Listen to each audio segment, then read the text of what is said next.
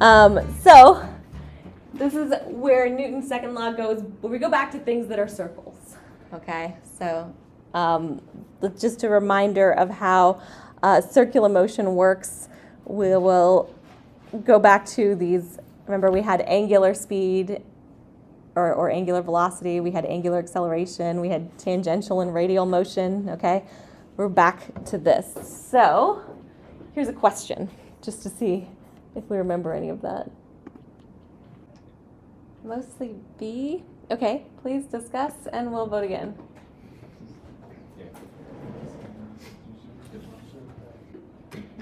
Remember, this is angular and not regular velocity. And that is very wrong. Okay, so remember, what is angular velocity? What does it not have in it? Okay, so how do we calculate angular velocity? What do we usually start with? Oh, okay, so we usually start with frequency. So angular velocity, right, there's two definitions, but it's either 2 pi times the frequency, right, or you can also write it as the change in angle over time, right, the angular displacement over time, all right? Does that depend on radius?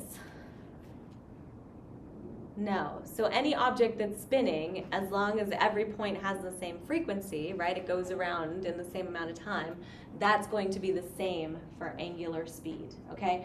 For linear speed, different.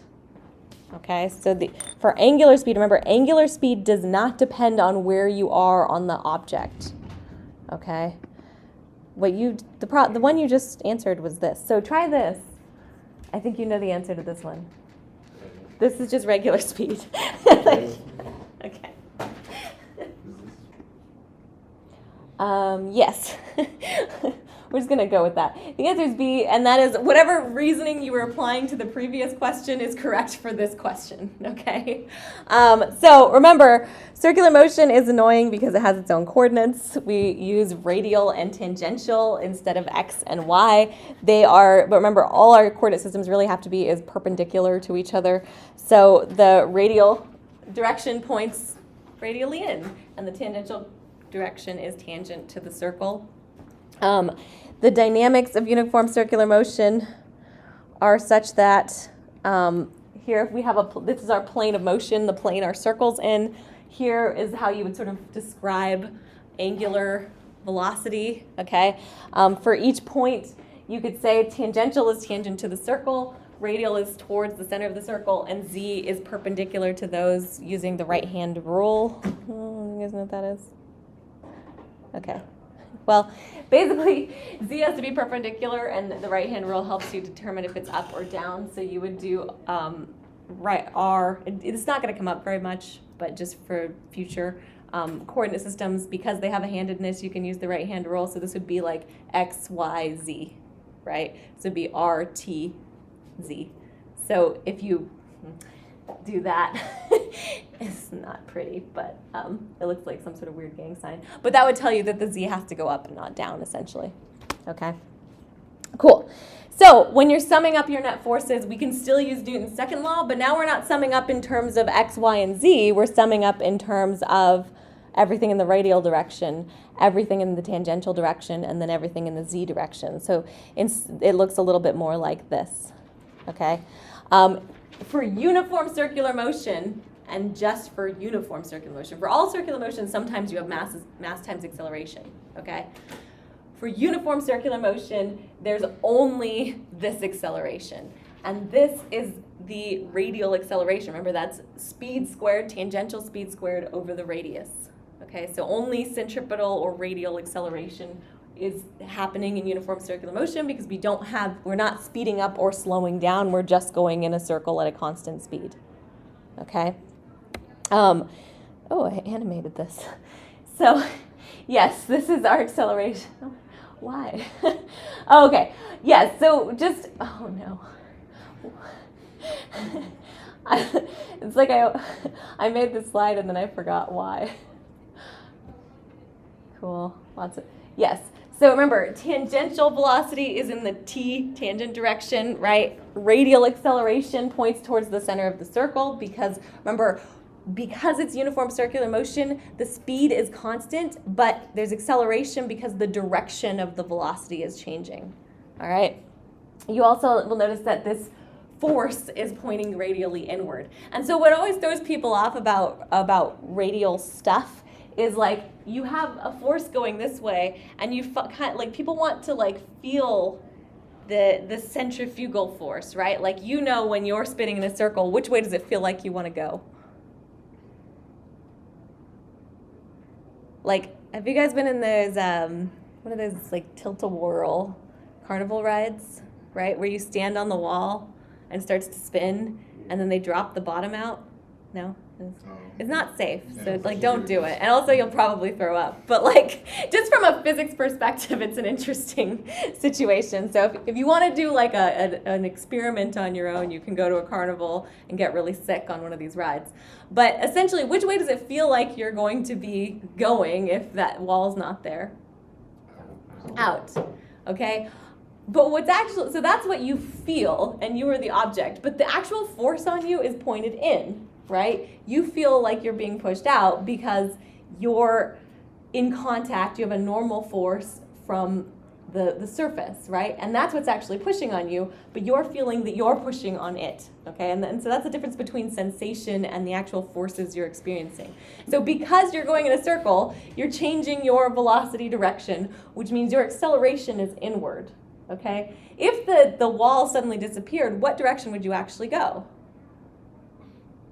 Would you go, like, so if the circle's like this, right? Do you go out or do you go tangent? Tangent.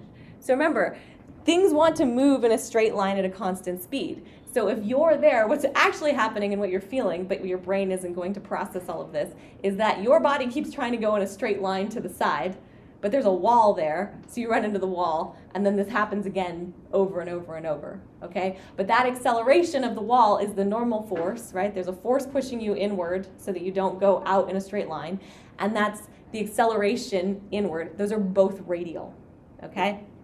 So when we're talking about like uniform circular motion, if you're moving at a constant speed, the force and the acceleration always point towards the center of the circle. It's a little bit different than what you feel. In a better analogy, when you press on the gas in the car, what force do you feel? You feel pushed back, right? Yeah. But which way is your actual acceleration? Forward. Because what you're feeling is the normal force of the seat pushing on you, which makes it feel like you're being pushed back into the seat. But really the seat's being pushed forward into you, and that is the normal force forward, because that's your actual motion and acceleration. Okay? So just like that, the centrifugal force is what we call a fictitious force. It's a force that you feel, but it's not a force you would draw on a force diagram. Okay?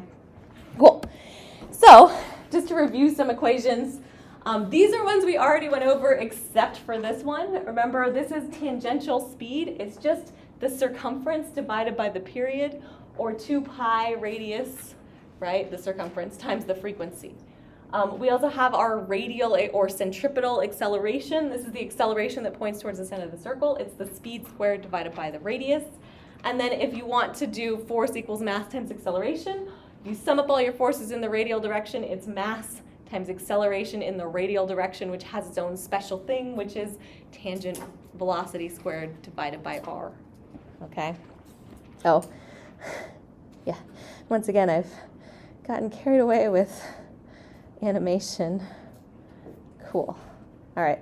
And so, just as a review, in circular motion, we sometimes use these other variables where we have angular displacement, angular velocity, and angular acceleration. The key to bringing those back to linear is you multiply them by the radius, okay? So these are radius independent, meaning if you have a disk, the angular acceleration and the angular speed are the same everywhere on the disk, even though the radial velocity, the tangential velocity would be different at different places on the disk, right? So if you're on the outside, you're going faster than if you're on the inside from a regular velocity standpoint. For this kind of velocity, angular velocity, it's object dependent, okay? So tangential speed can be written as omega r, right? That's angular speed times the radius. Tangential acceleration can be written as angular acceleration times the radius. So these values all translate to tangential values, okay, not radial values. So remember, instead of x, y, z, we now have r, t, and z. So that means when you split up your velocity and acceleration, you split them into r, t, and z, and sum them up separately that way, okay? So when we talk about our multiple dimensions, our dimensions are no longer x, y, z, they're r, t, and z. Okay, for uniform circular motion, I feel like I've done this slide like 5 times. We're just going to skip through that. Okay, so just as a test, which force is the centripetal force in these cases? Okay, so like if you're spinning a ball around on a string, where's the centripetal force? Where's the force that points towards the center of the circle? What force is it? Like, what would you call this force? Tension. Okay, so tension is the centripetal force in this case. How about, you guys been to this is apparently all we know about circular motion is carnival rides. So you know those big swings that you can go on that go in a circle? What's the radial force in that case? What's the centripetal force in that case? The chains. So what kind of force is that? Tension, right? But is it all of tension or just a component of tension? It's the component of tension that points towards the center, because if this thing is tilted out, right, part of that tension is just counteracting gravity, and the other part is pointing towards the center of the circle, causing you to spin around, okay? How about this? Gravity would be the centripetal force, right? So if you're something orbiting something else, gravity is the force that keeps you moving in a circle, okay? How about here? So depending on if it's a banked curve or a flat curve, so let's say it's a flat curve. What's the force that causes you to not go in a straight line when it's a circle?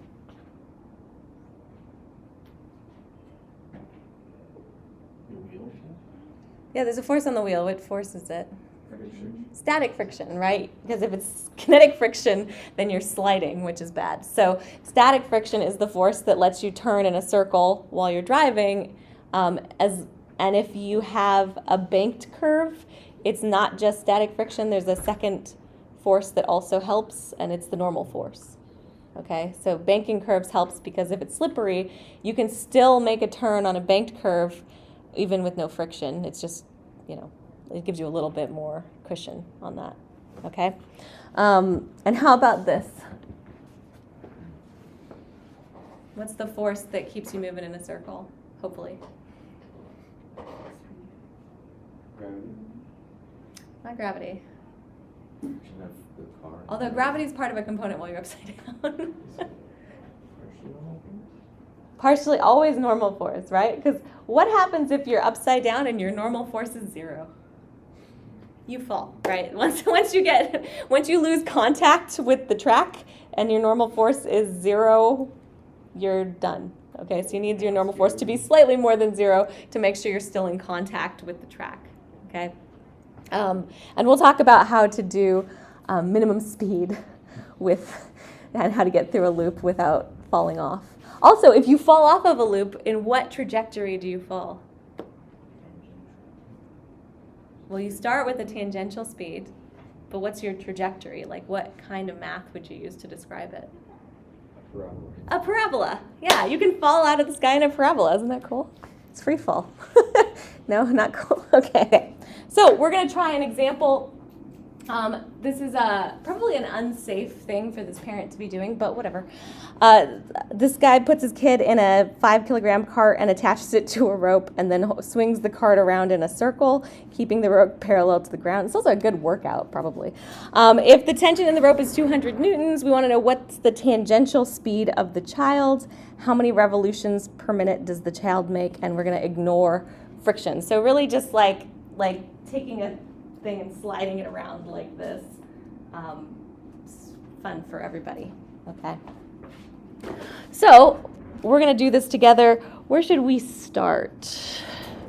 But the first thing we're going to do is draw a picture. And this is tricky because you can think about this from two different directions, right? If you look at it from the top, it's a circle, but if you look at it from the side, it's just sort of like the carton. I think if you're not sure what to do, always draw both pictures for these cases, because this is now like a lot of these problems are going to be all 3 dimensions, okay? And when we're talking about circular motion, what are our coordinate system components? It's not X, Y, and Z. One of them is Z, so you got 33.33% of that. Okay, so I'm going to draw a circle, and then we'll talk about it. Maybe I'm going to draw a circle. Yes. Ooh, that's a pretty good circle.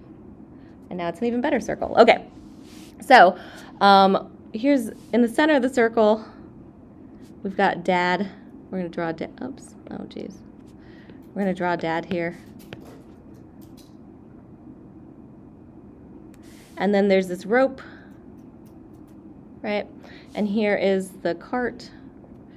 This is a kid in the cart, but we're looking at it from the top. So, well, we'll just put like that, okay?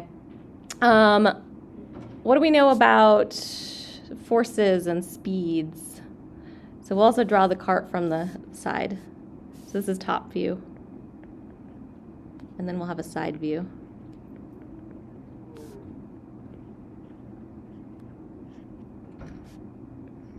So that's the floor. And then Dad's over here. Okay, not my best drawing work, but you get the idea. Okay, so forces. The weight of the kid. Yeah, so that's going to be, well, where will this show up? Over here or over here? Side view. Yeah, side view is probably the place for weight. So we'll say mg, okay? And then what are other forces? And what direction is this in? Like, is it X, Y, Z? X. It's not X. So going back to the coordinate system, right? We're not using X, Y, Z. If it's a circle, we have radial and tangential. They're still perpendicular, but they move with our system, remember?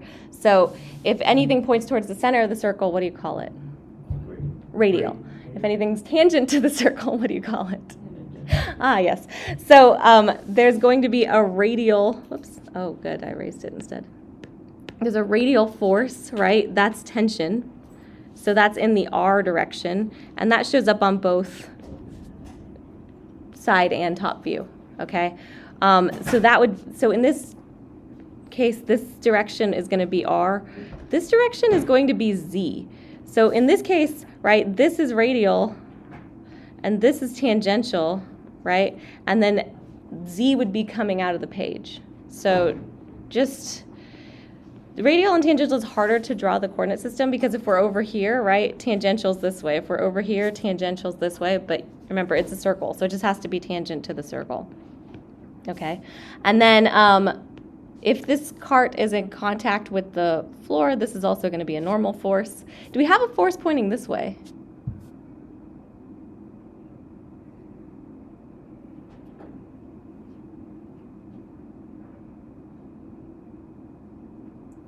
I'll wait. Yes? No? So, do you see anything that would cause a force pointing that way? Well, that's the tension, right? So, remember, this freaks people out a lot with circular motion. If you remember back to the lab, did we have any forces pointing out of the circle? No, we're moving in a circle. The only acceleration is towards the center of the circle. That's to account for the turning, right? Because it's uniform circular motion. So if there's only acceleration towards the center of the circle, then the net force points towards the center of the circle. So we don't need to look for a force pointing in the other direction unless there's something obvious causing it, okay? Okay, so we've got our Z radial graph. We also know that this is the direction of our velocity, right, which should be constant. And then we just want to write down some of our variables that we want to use. So we know that the mass of the child, so we'll call that big M, is going to be 20 kilograms. We know the mass of the cart, we'll call that little m, is going to be 5 kilograms. So, this is big M, this is little m. And the rope, the radius in this case, is going to be 2 meters because that's the length of the rope. So that would be sort of this right here. And the tension is equal to 200 newtons, okay? So we want to sum up our forces in the directions that we have. So which directions do we see forces in? Which coordinates? Radial and z, right? Do you think we need z for anything? I mean, we can add up z, right? So if we say forces in the z direction, that's just normal force minus mg is equal to mass times acceleration in the z direction. Obviously, we're not moving up and down, so that's going to be 0, which means normal force is equal to weight, okay? We don't actually need that to solve this problem, but it is something we could sum up. And it might matter if this problem had friction, right? The main reason we can ignore z is because we don't have friction. The force in the radial direction, if we sum all those up, that's just going to be tension is equal to mass times acceleration in the radial direction. But remember, we have a special formula for radial or centripetal acceleration. And what is that?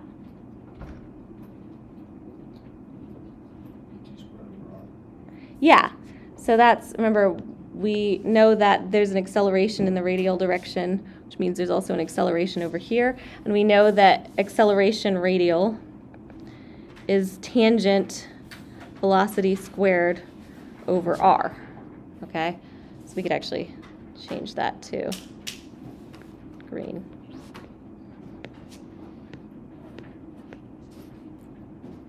So we know that is our formula for that. So we can write this as m is equal to v squared over r. Okay? What are we looking to solve here?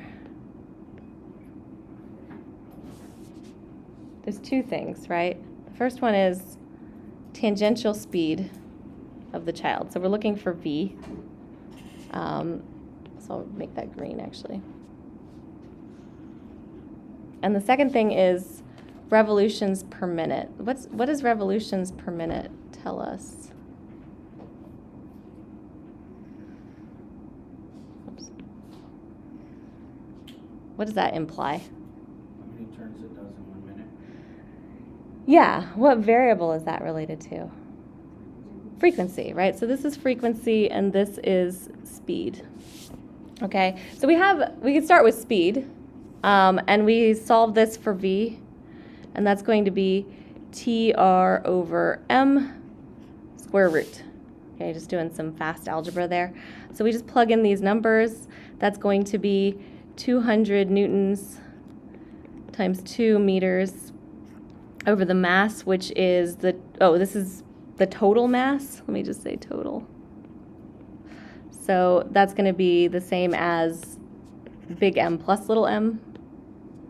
We maybe didn't need to write that separately, but that's going to be 25 kilograms. Okay, so it doesn't matter that the kid and the cart are given as separate masses. We're just going to treat them all as one thing.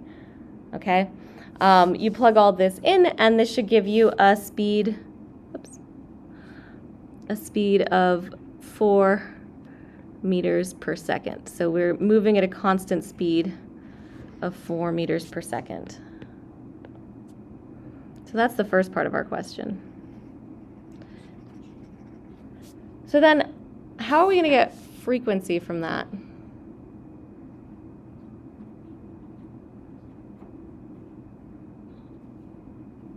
Do we have some sort of formula for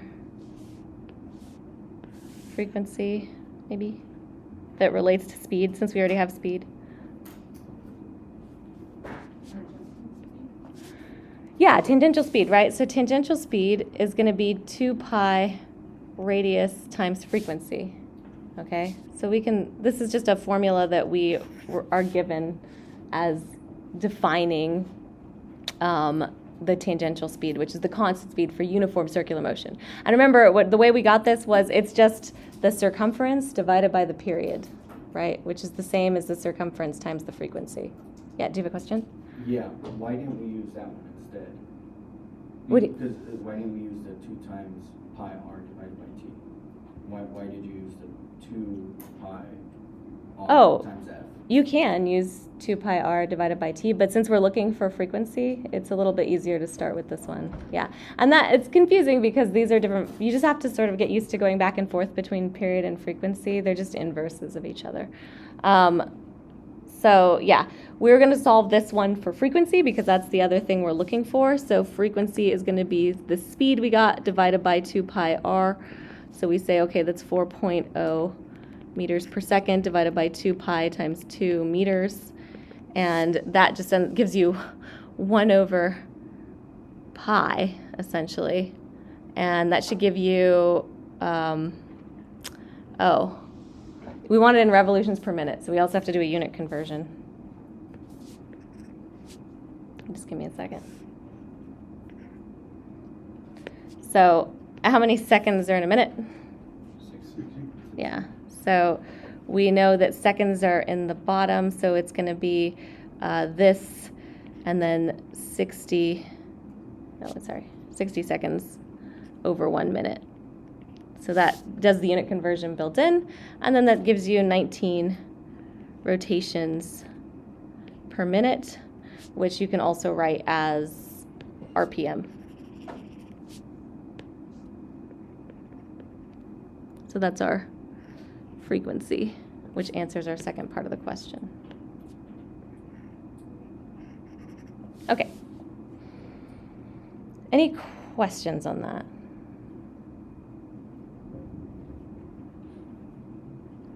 Okay, so what we're doing is we're still drawing these pictures, but now we have to sort of visualize what's happening in our head and make sure we know what coordinate system we're using. If we're doing circular motion, it's pretty much always radial, tangential, and z, which is like a semi-cylindrical coordinate system. It's easiest for most problems to draw both like 2 different views since we're now working in 3 dimensions. Unless you can visualize all this in your head, it's easiest to keep track of all of the forces. Some of the forces will appear on both pictures. That's okay. Realistically, for this problem, you could probably get away with just the side view, but if you forget that it's moving in a circle, that's sort of problematic, so this helps when you're getting started. We're still summing up forces, but now we're summing up the forces in the radial, tangential, and z directions instead of x, y, and z. And we have to just remember circular motion has some of its own special formulas. Okay, cool. Let's try another circular motion problem. And I'll let you guys get started on this, and then we'll go over it together. Feel free to work together. And yeah, we will talk about this in about 3 minutes.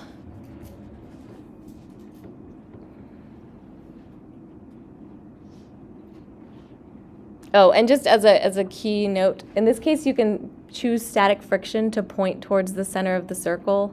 It's the thing that causes, it's complicated about why that actually happens to like think about conceptually why it happens, but it does happen and you've experienced it, so we can start from that assumption. So your static frictional force should point towards the center of the circle, okay?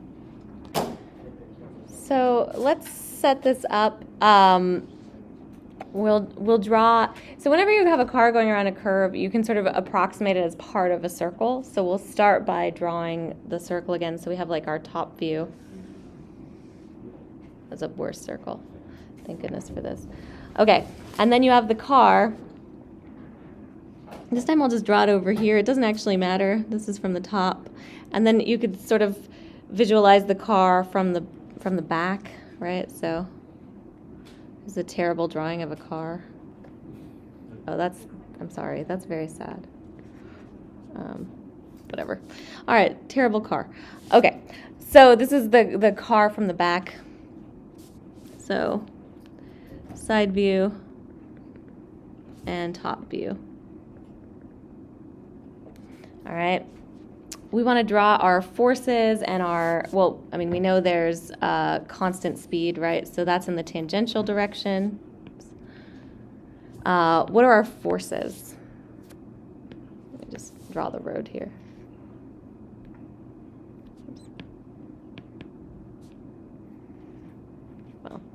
Imagine it's touching the road. We'll draw the tires bigger. Okay, what are our forces? Normal force. Normal force points up, right? It only shows up on the side view. What else? Weight goes down, that's mg. We have, on our top view, we have the force that gives us the motion in a circle. That's the radial force. Which one is that going to be? Static friction. Okay, so that's static friction.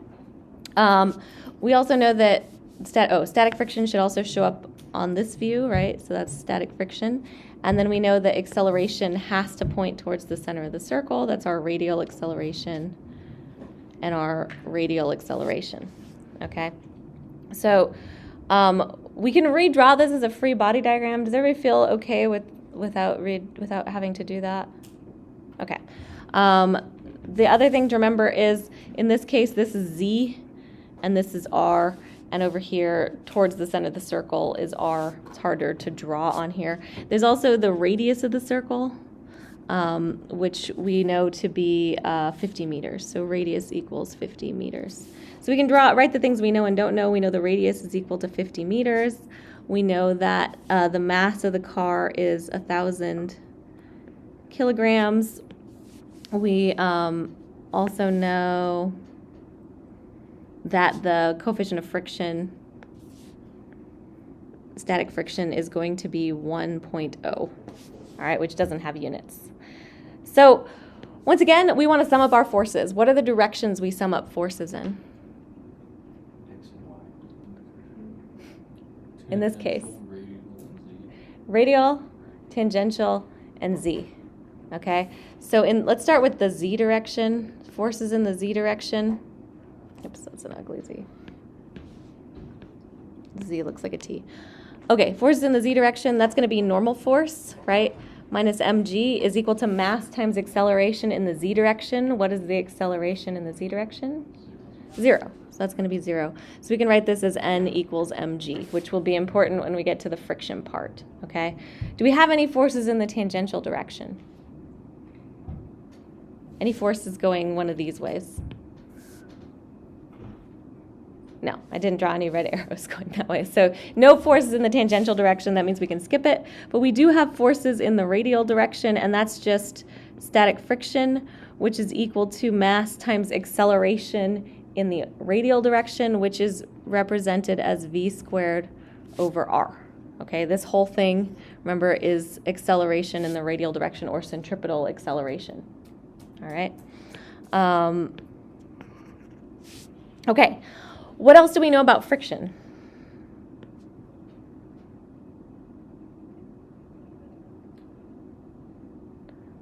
Well, what kind of speed are we looking for? The maximum speed, right? So, and since we're looking for the maximum speed, what does that tell us about our static friction?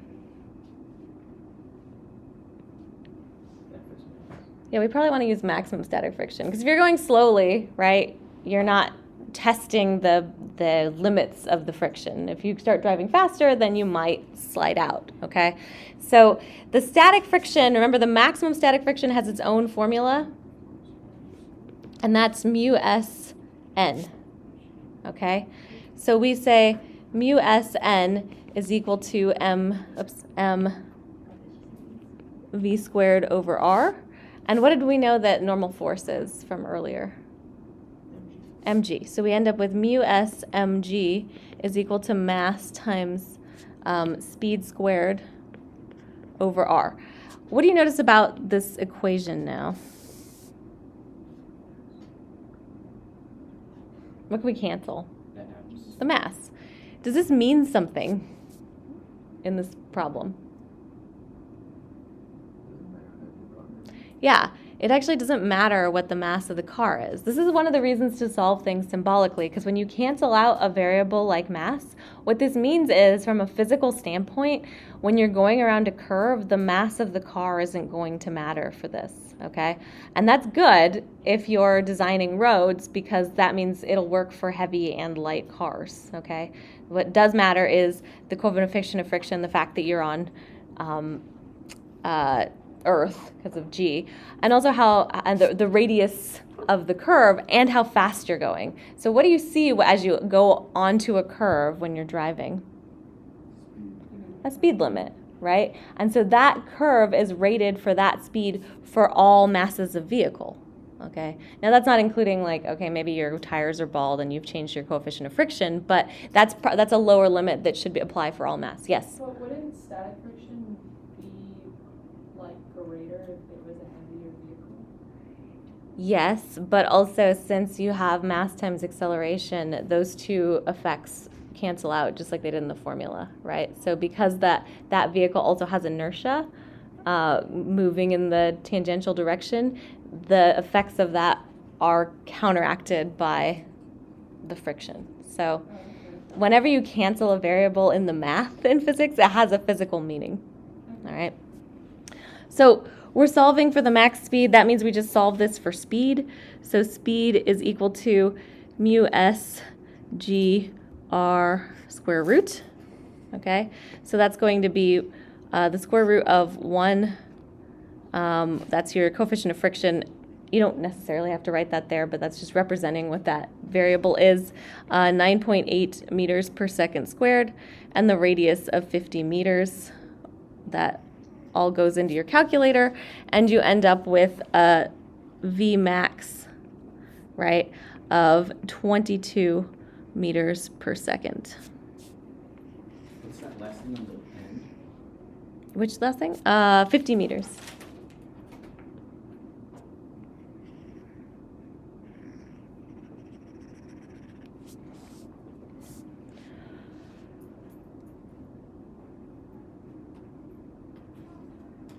Okay, so we're setting up our drawings. We're just picking our forces, and then we sum up all of our forces and use Newton's second law, but now in the radial, tangential, and z directions. The only other really special thing that makes this different from our typical force problems is that the acceleration in the radial direction now has a special definition, which is v squared over r, and that comes up a lot. Okay.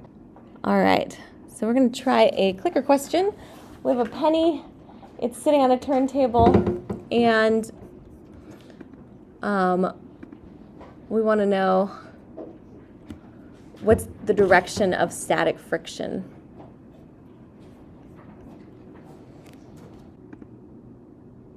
So we're mostly thinking D, but there's some B's and C's here. Please discuss. We'll vote again. Okay, that's better. So the answer is going to be D. Why is the answer D? What happens if static friction doesn't point in that direction? Fly out. Yeah, it's going to fall off, right? So remember, if this thing is staying on a circle and turning, that means that the force has to be towards the center of the circle. Otherwise, any other direction of force is going to create motion in that direction, okay? So if you have forces in these directions, that means it's going to propel the penny differently from the way this thing is spinning. So in order for the penny to not stay in one place or not go in a weird direction and to continue moving in a circle, it has to have a force that points towards the center of the circle, and therefore an acceleration in the radial direction, and that's what keeps it turning, okay? If this thing flies off, once it has no actual force pointing it towards the center, this is a tricky thing with friction because you're like, oh, it has to oppose motion. The penny doesn't just shoot off this way, right? It goes off tangentially if friction goes away. So actually it just doesn't move at all, right? The disc turns under it with no friction. But if it starts moving and then you lose friction magically somehow, it'll go off tangentially. So it's a little bit weird from the perspective of direction of motion. But remember, the main thing we want to deal with uniform circular motion is that the force has to point towards the center of the circle because the acceleration is what's causing it to turn. The penny wants to either be still or go in a straight line, and you need a force to change that. Okay? All right. So that's question 5. Here's another question. I'm just messing with the stats. Okay, good. We all saw that the answer was C, but the reason the answer is C is because if you break the string, right, things want to either be still and not move at all or move in a straight line at a constant speed. So The only thing the string is doing is causing it to continue to turn. That's the force. The force is tension. It's in the radial direction, which means the acceleration is also in the radial direction. It's the acceleration of turning, okay? Not speeding up, not slowing down, just turning. So one more question.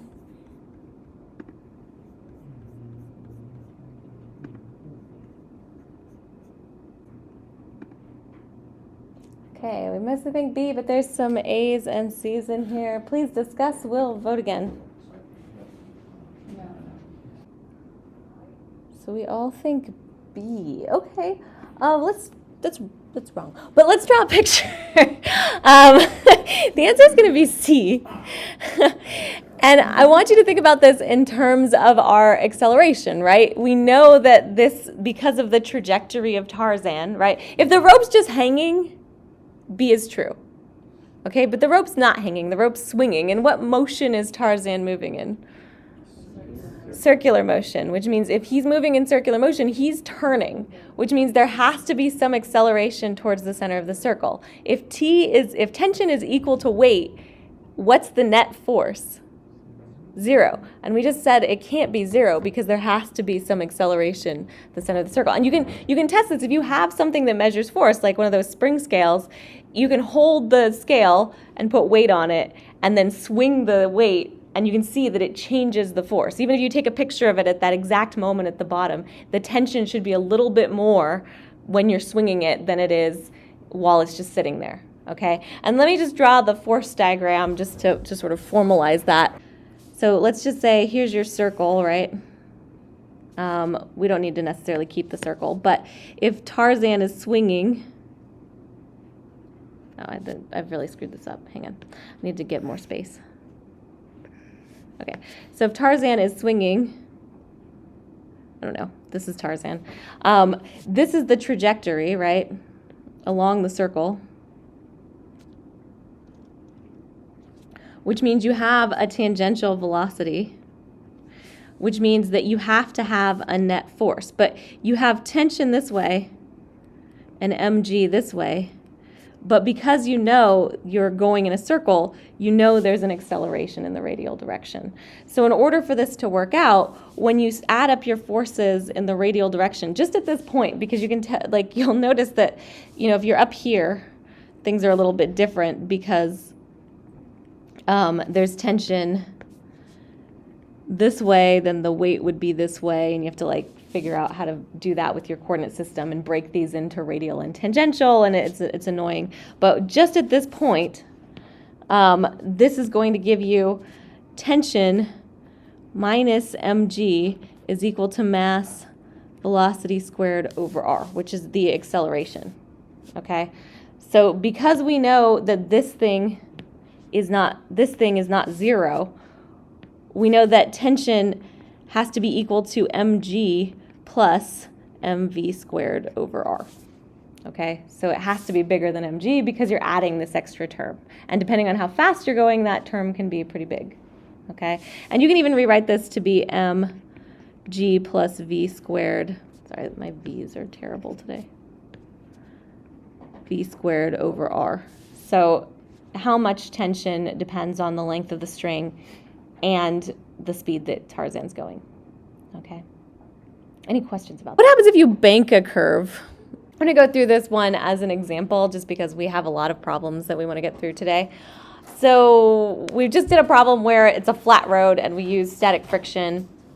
But as you'll notice when you drive your car, a lot of curves like on-ramps and other curves that you come across on the road are banked. And there's a reason for that, because it turns out there's a component of normal force that acts as the radial force in this case, or the centripetal force, and allows you to turn without friction. So we're going to do this problem as a completely frictionless problem, but there's a car on a banked road. So if the road were flat and there's no friction, is the car able to turn?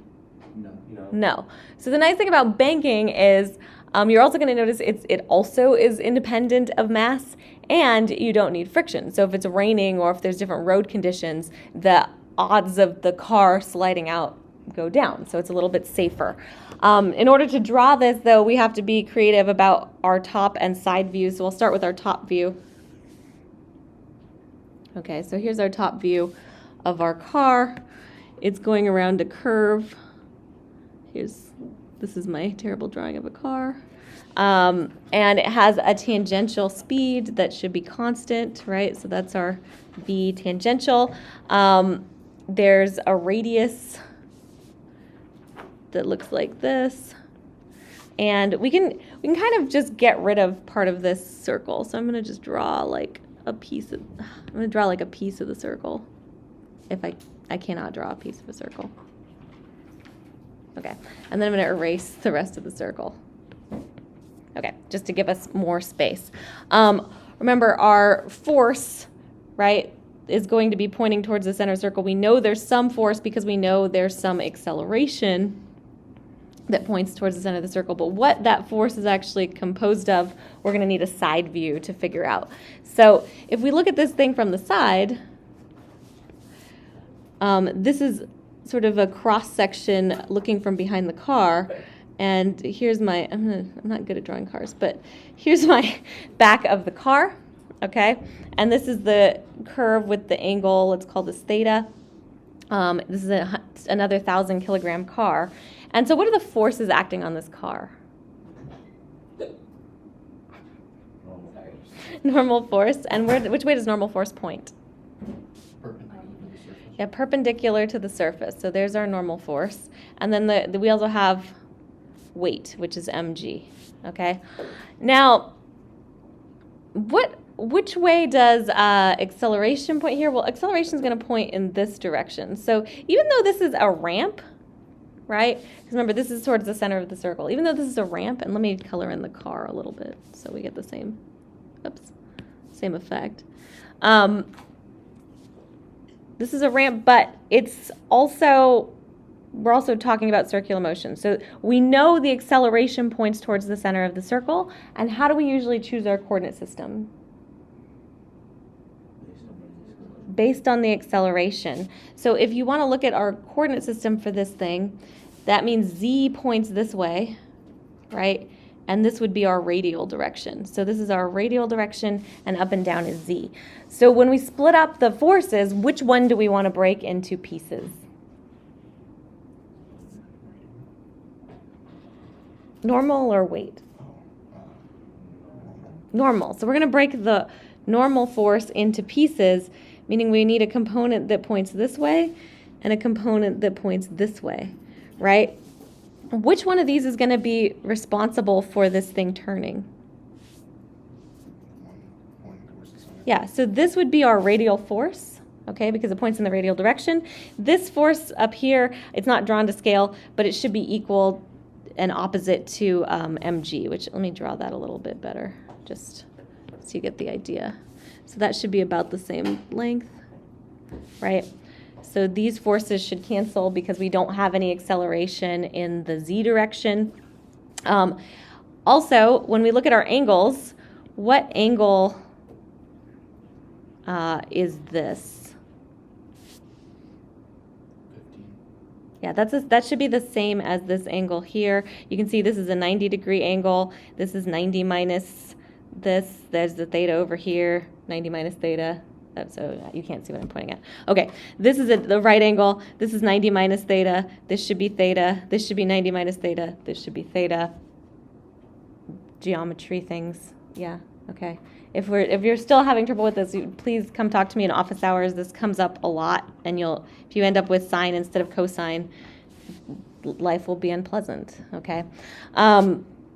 So that means this is n cosine theta, because that is the adjacent side to the angle, and then this should be n sine theta over here. And let me make this a little bit bigger because it got kind of small. Let's see. Oh, too big. All right. Oh my gosh. We've gone crazy. Okay. So now we just sum up our forces, okay? Our forces in which direction?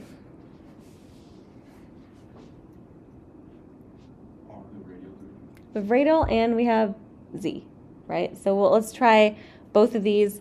In the z direction, so remember, this is just Newton's second law again. So this is the forces in the z direction. That's going to be n cosine theta minus mg is equal to mass times acceleration in the z direction. But what is acceleration in the z direction? That's going to be 0. So we can write that as 0. And then in our radial direction, we have n sine theta is equal to mass times acceleration in the radial direction. What's acceleration in the radial direction?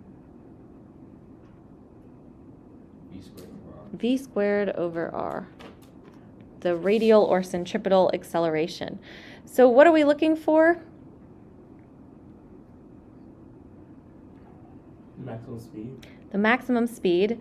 Are we going to need both of these equations? So we don't know speed, and that's the thing we're trying to find, right? What else do we not know?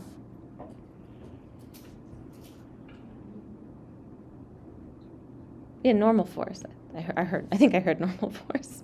But we do know the angle, and we do know the mass, and we do know the radius, okay?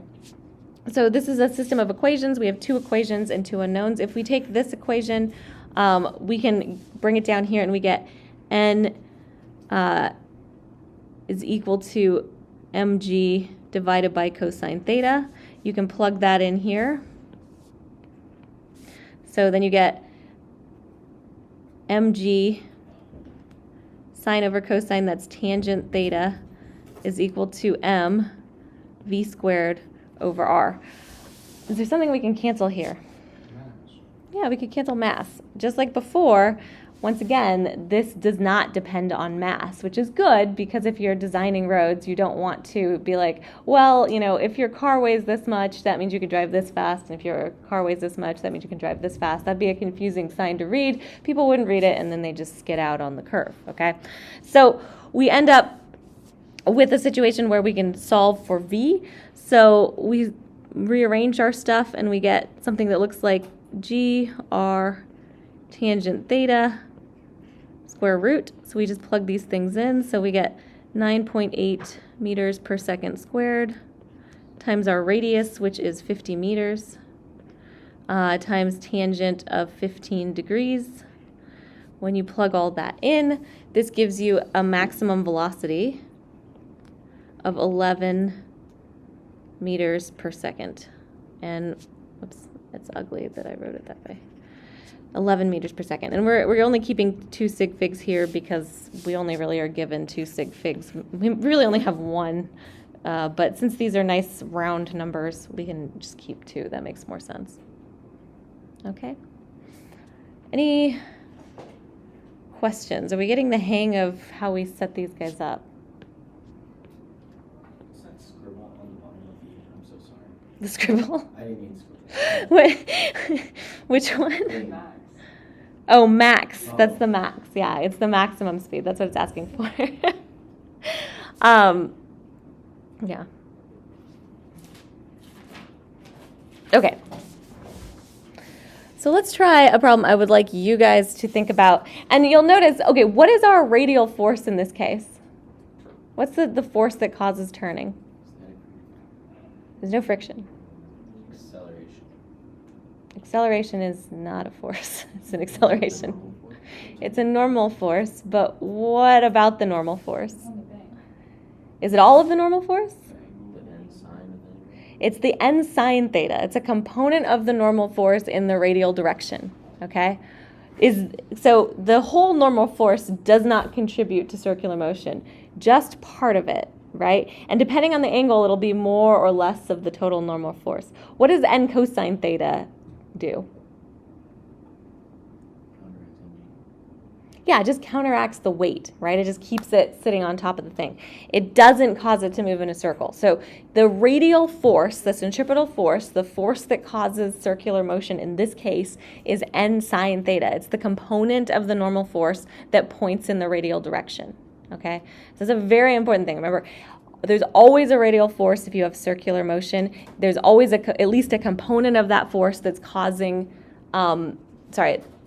always that force is causing motion in that direction, okay? It's causing the turning. So you're looking in all of these problems for the radial force that leads to the radial acceleration that leads to circular motion, okay? If it's not there, then you won't have things moving in a circle. And conversely, if you see things moving in a circle, you can assume that some component of some force in your problem is the radial force, okay? So it's not always a whole force. Sometimes it's just part of one of your forces or more than one force, okay? But it just has to be a net radial force to give you a radial acceleration. Cool. So let's try, this problem. And this is a more conceptual problem, but I do want you to draw some force diagrams, okay? So this is the swing. How many of you guys have all seen a swing ride like this? Does anybody not? Because I can show you a video if you're not familiar. Okay. Cool. You've all been to a carnival, at least to look at it. So you're riding on the swing ride. When the ride isn't moving, the swing just hangs straight up and down. And we learned from talking about Tarzan, if it's just hanging straight up and down, what are the forces? Zero. It's net force of 0, but it's, tension of the chain up, weight down. That's it. No acceleration. Okay? As the ride speeds up, the swing goes outwards. So I want you to draw 3 force diagrams, right? At least 2 free body diagrams. One for the part where they're staying still, and a free body diagram for when they're moving, okay? And then I want you to tell me which force or component of force is the radial force in this situation. All right? So, draw something. Okay. So, looking at these, this is sort of just snapshots of this. So these swings are moving around in a circle like this, or if you want to look at it from this perspective, they're sort of moving around like this. So this thing, you could draw it even a bigger circle that's sort of the path of its motion, and this one would be even bigger, right? That's the general idea for these guys. So if you're just standing still, if this ride's not moving, you just have tension up and mg down. And if you draw these to scale, these 2 arrows should be pretty much equal, okay? Because we know the net force on this is going to be 0. It's not moving in a circle. It's not accelerating in any direction. It's just static. When you come over here, though, what force doesn't change?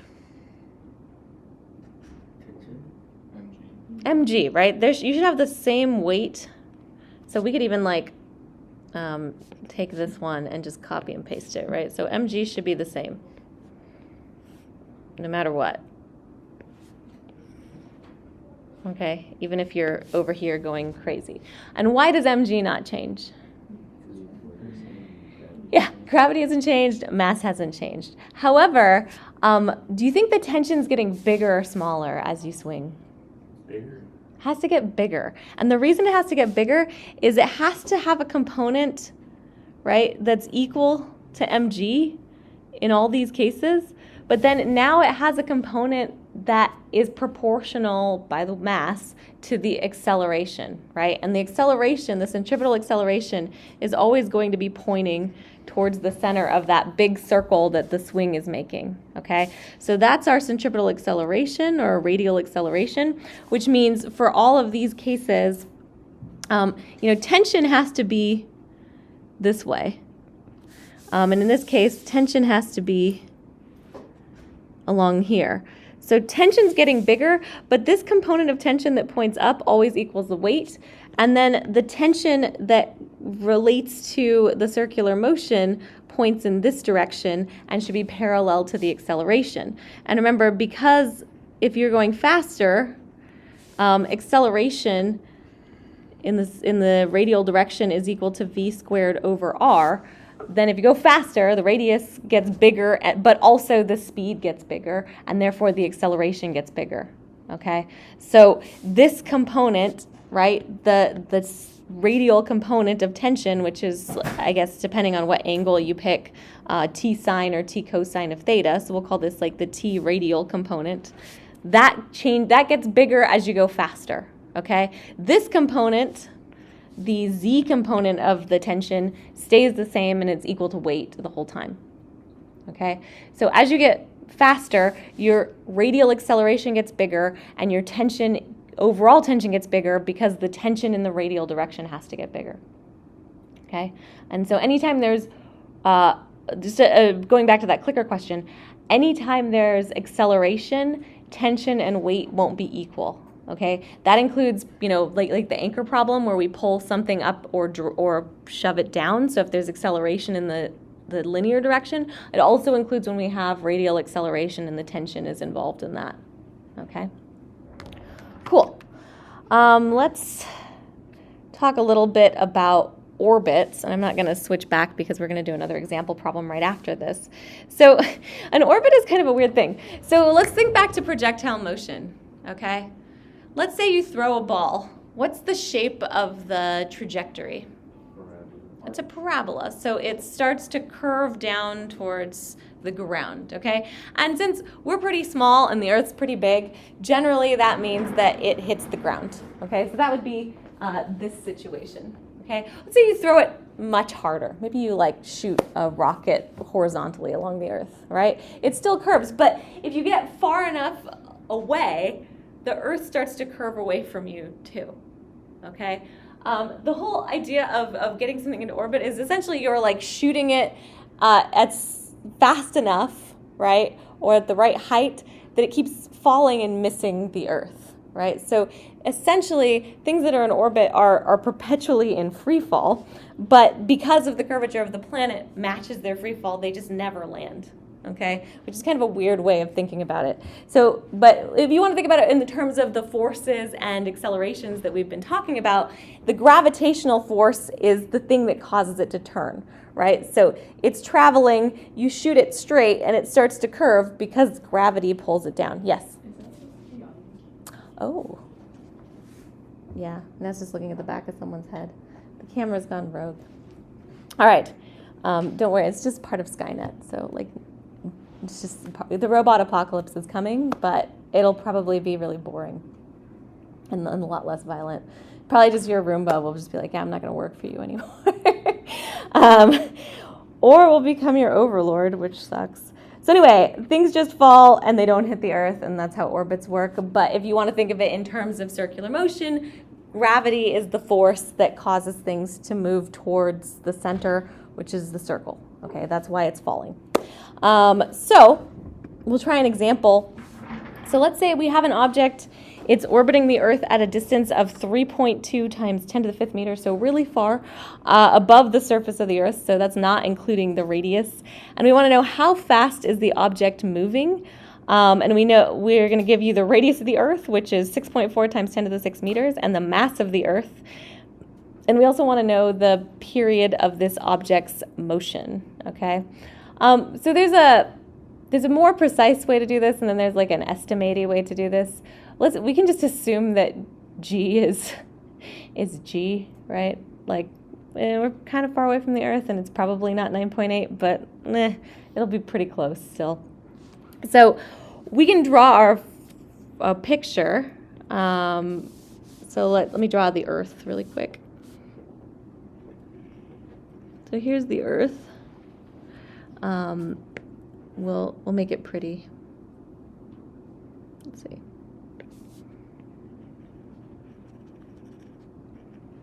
It's not to scale. And here, it's got oceans and stuff.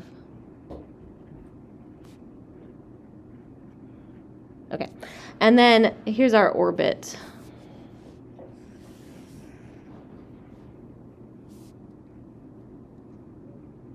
Okay, so we have the radius of the Earth, so we'll call that radius Earth, and then we also have this distance from here to here, which we'll call d, okay? And so our total radius is just going to be the radius of the Earth plus d, but you'll notice that the radius of the Earth is 10 to the 6th, and this thing is 10 to the 5th, so it's an order of magnitude smaller. So obviously this drawing is not to scale, right? It should be much closer together.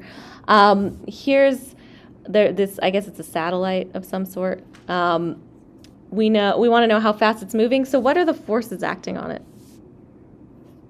Gravity. Yeah, it's just gravity. We can call that Fg, which we can write as mg if we're being lazy, which we're going to. really, what equation should we use? It's like that GMM over R squared one. That's a better choice, but that would be more math. So we're going to skip that because we're just looking for an approximation. So if we sum up all of our forces in the radial direction, that's just mg is equal to mv squared over r. And you can say, okay, well, let's say this is uniform circular motion. Sorry. So that means that's our speed right there. Okay? We can cancel out our m's, which is convenient, so it doesn't depend on mass. And then we just solve for our speed. And this is going to be off by a little bit because we got real silly with what gravity means. But that's going to be the square root of gr. And so we plug in, let me just move this over.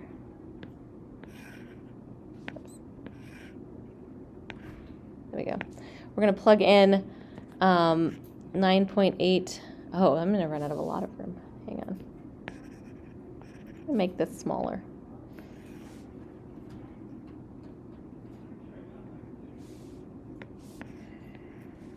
Okay.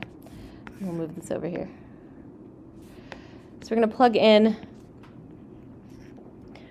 So our R, remember, is going to be radius of the Earth plus d. So that's going to be 6.4 times 10 to the 6th meters plus 3.2 times 10 to the 5th meters, but that's easy to simplify. That's going to be 6.72 times 10 to the 6th meters, okay? Everybody following that? We just added those together. Okay. And then when we plug all that in, we get 8,100 meters per second, which is fast or slow? Very fast. Is that sort of what you would be expecting? No, you don't think satellites move fast? Well, yeah, 'cause there's no air resistance. Yeah. So, have you there's an app, I forget what it's called. You can use it to track satellites, and if you just go outside at night and you know when to look up, which is basically all the time, they look like little tiny stars that move really fast. They just like streak across the sky. Most satellites are at this sort of lower Earth orbit, which means they move really fast. Okay, so yeah, that's a normal speed for a satellite in low Earth orbit. Okay, this is actually probably, it's off by a little bit because we used mg, but not too bad.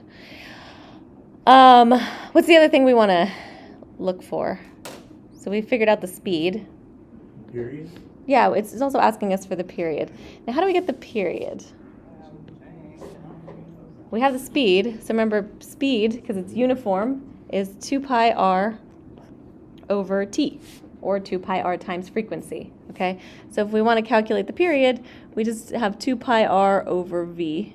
That's a terrible v. I need to learn to write a v. Okay, so 2 pi times the radius, which is just this 6.72 times 10 to the 6 meters, divided by the speed we got, 8,100 meters per second, and that's going to give us 5,200 seconds. Okay? Anybody have any thoughts on what that might be in hours? How many seconds are in an hour? It's like an hour and a half. Yeah, an hour is about 3,600 seconds, which is just 60 minutes times 60 seconds. So this is about an hour and a half, which explains why this is going so freaking fast, because it has to get all the way around the Earth in an hour and a half. Have you ever been on a flight that was an hour and a half? Yeah. How far did you get? I got to like Northern California. Yeah, not all the way around the world, right? So you were probably not going 8,100 meters per second on that plane. Oregon, yeah. To Oregon, yeah. So yeah, that's about, that makes sense for the checking the speed. Yes. So if it's going that fast and you were holding on to it, would you feel the speed? Oh, no.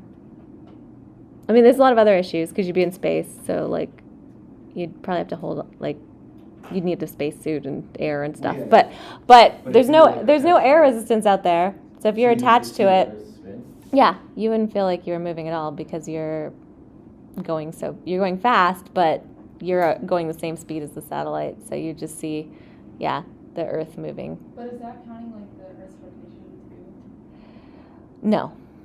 So is it going like an hour and a half, like either side of the rotation? Well, it depends on which direction you're moving. So if the Earth's rotating this way and you're going the other way, yeah, there's lots of Different ways, like orbits? Yeah, so there's lots of different types of orbits depending on what the function of the satellites are. And one of the most interesting ones is what we're going to talk about next. So here's a slide on orbits. Okay, so low Earth orbit is this blue thing. The International Space Station is like way down here, close to the Earth. Okay, it's moving pretty fast, but the people on it aren't like dizzy. Okay, so they're not really experiencing it moving fast. They're moving at a constant speed, and they experience a little bit of even though they're in like free fall, because of the circular motion, they're just floating. Okay, so the medium Earth orbit is this yellow thing, and here's where the GPS satellites live, right on this little green line. And then this is something called geosynchronous orbit. And what does geosynchronous orbit mean? It's over the same spot. Yeah, so if you look up, you don't see the satellite zip across the sky. It just hangs out and stares at you creepily. Okay, so geosynchronous orbit is a satellite that just hangs out over one spot on Earth. So like imagining that you're like near the equator, what's the radius going to be? And you'll notice when we do these problems, the closer in you are, the faster you go, right? The period of that thing was like an hour and a half.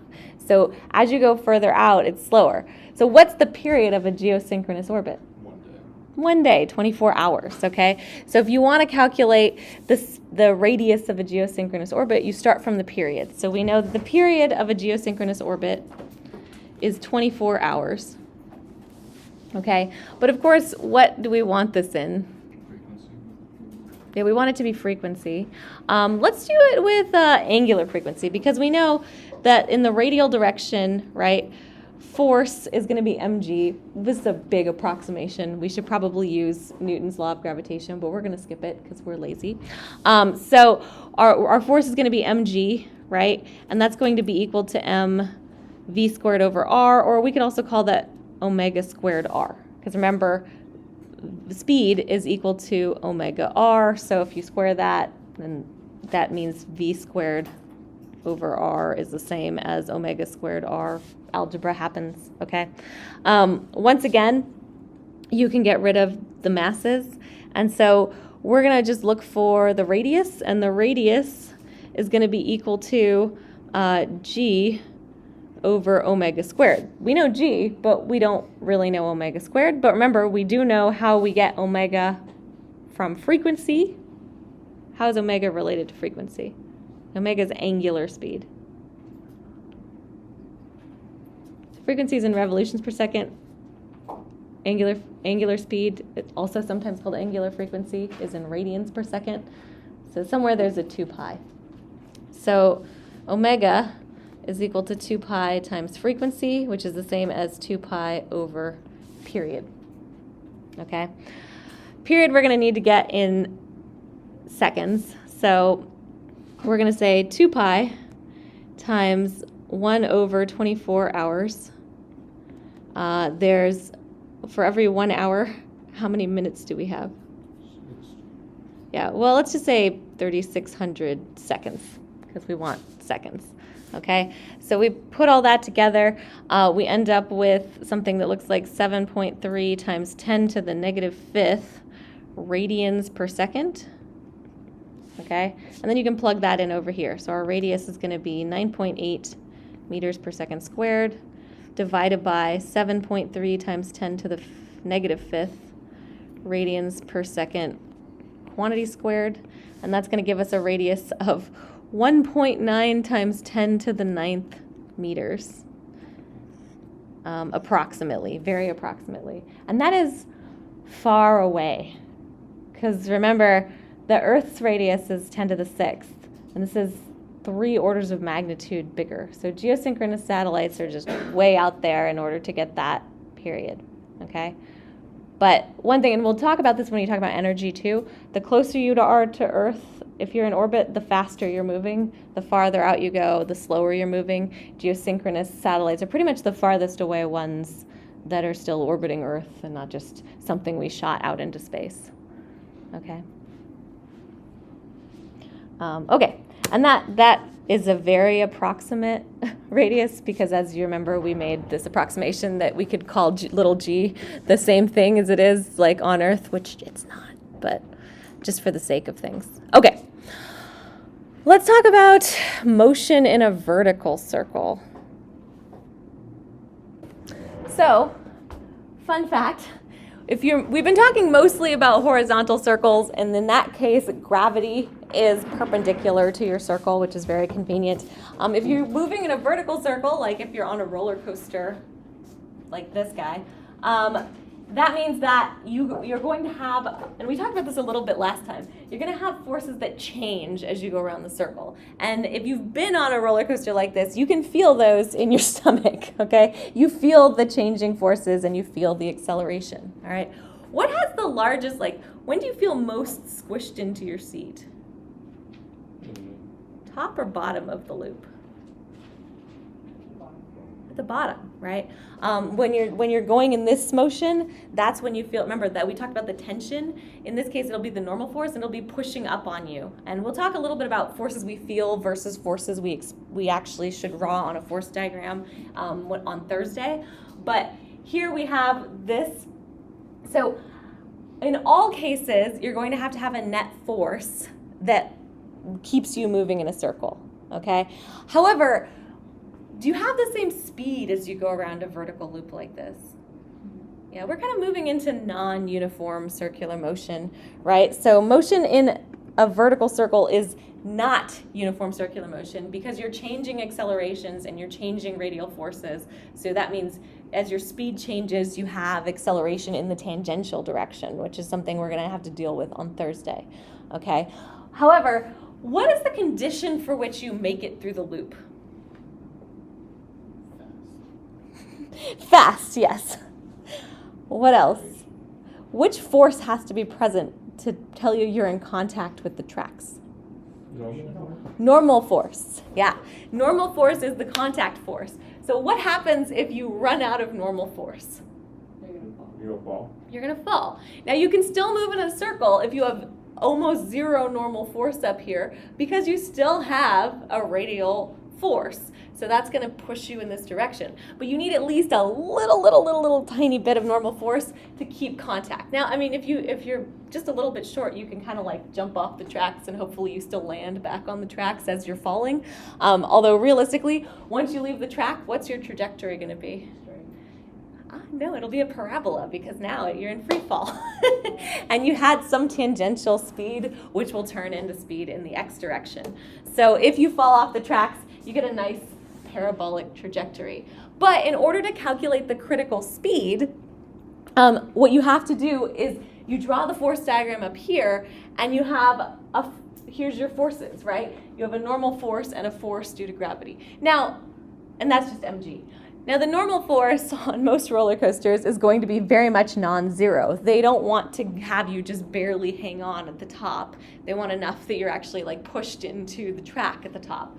But if you want to calculate the minimum speed you need to get through this kind of loop-to-loop situation, what you do is you set normal force to 0. It's just like when we were setting maximum static friction, right? You're tilting this thing until it starts moving. You're just looking for the limit. What you're really looking for is when is it just before 0. But from a mathematical standpoint, we just plug in 0 for our normal force. And that means that Fg, which is mg, your weight, has to be equal to mv squared over r. Okay, and then you calculate your speed. So you cannot have a speed of 0 at the top. What happens if you have a speed of 0 at the top? You fall. Okay, so you don't get through the loop by reaching 0 right at the top because then you don't have enough speed to make the curve. Okay, so there is a critical speed or a minimum necessary speed for making it around the loop, and the way that you find that is you draw your force diagram. You have both normal force and gravity pointing down, mg. You set normal force equal to 0, and you solve for the speed. Once again, mass will cancel, which is very convenient because then anybody of any size can get on the roller coaster and not fall out of the cart. okay, which is a really good safety feature. But you'll get something like the square root of GR, okay? Cool. Any questions about that? So what's the minimum speed to go around a loop-de-loop? 0 or greater than 0? Greater than 0. Greater than 0. You do not want to be stopped at the top of the loop, okay? So you need some minimum speed. And we'll talk about this more when we get to energy. Okay, here's a question for you guys.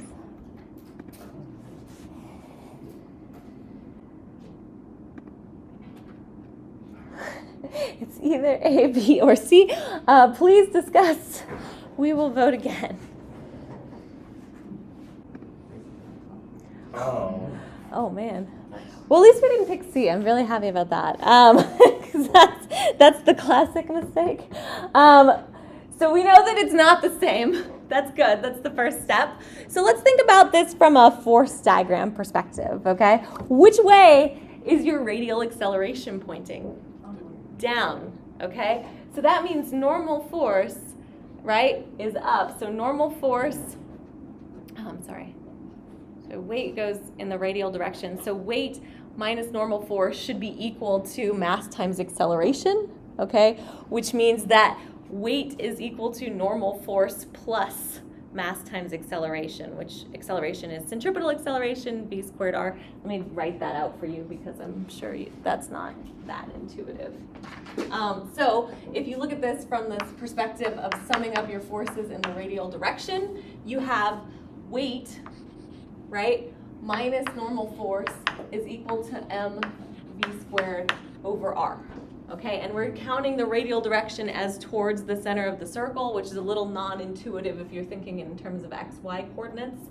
But that means that weight should be equal to n plus m v squared over r, which means that weight has to be bigger than normal force, okay? Because weight is normal force plus something else. So that's going to be answer B. Yes? Why did you put weight first and then normal force after?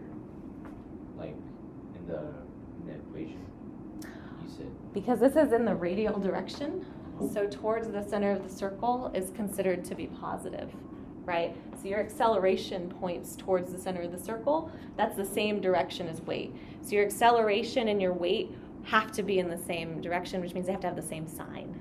Yeah. So that these are both positive. Normal force points in the other direction, so it's negative.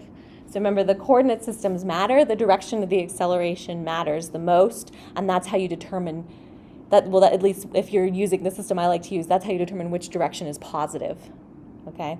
It's easier to not make mistakes that way.